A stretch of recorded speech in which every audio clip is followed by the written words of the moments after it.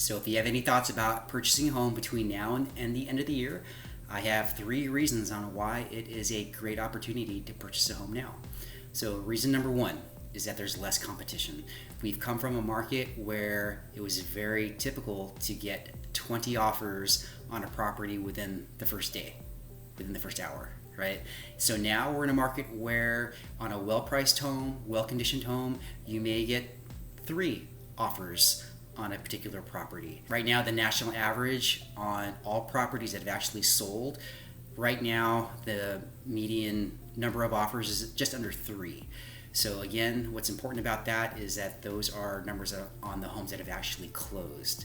So right now, if you're not well priced and you're not in a great condition, then I've seen homes that are on the market 30, 60, 90 days. So those are all homes that haven't closed, that have gotten 0 offers. So that leads me to point number 2.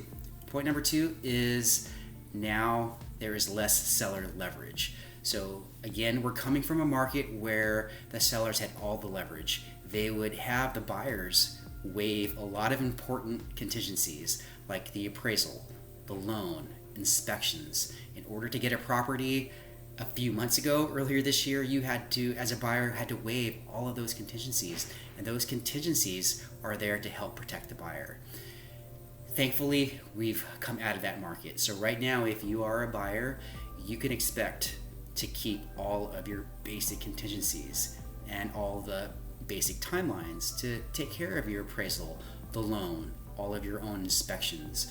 I just recently was representing a buyer and we put a full price offer on a property and the price point was over $1 million. Well qualified borrowers and they can close quickly.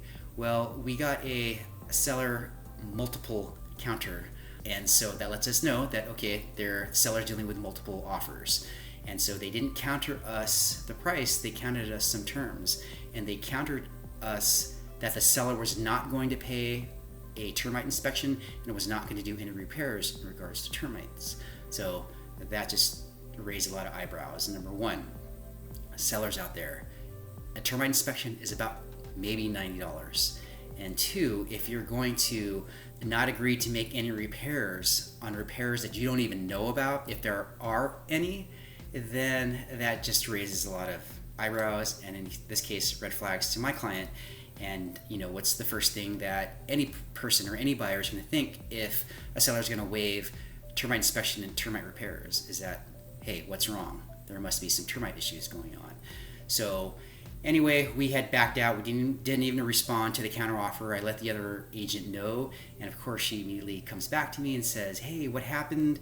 You know, I talked to my client and I explained what happened. She said that she talked to her client, and the reason why that particular seller put in those counteroffer terms about waiving termite was because when they purchased a home, they had to waive those contingencies.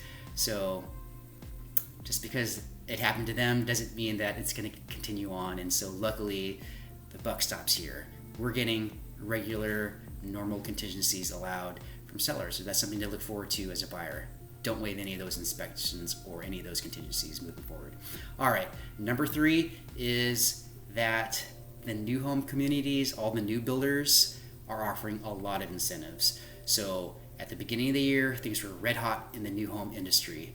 And then as things started to change, especially with interest rates, we saw a lot of cancellations in these new home communities. I've seen up to over 20 in one little community, over 20 cancellations.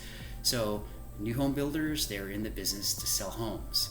So now that things have slowed down considerably, they have a goal to sell as many homes as they can before the end of the year, which means that you're going to see a lot of incentives coming to buyers. So you may not see a lot of price reductions when it comes to new home communities, but you're going to see things like rate buy downs, closing costs being paid, maybe some credits towards options. So there's going to be a lot of ways to benefit from purchasing a new home at this time.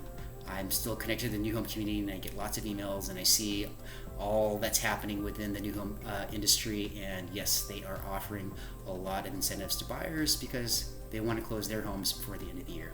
So anyway, those are my 3 reasons, and every market's different. So if you have any questions about your specific market, please reach out to me and I'd be glad to help you out. All right, see you on the next one.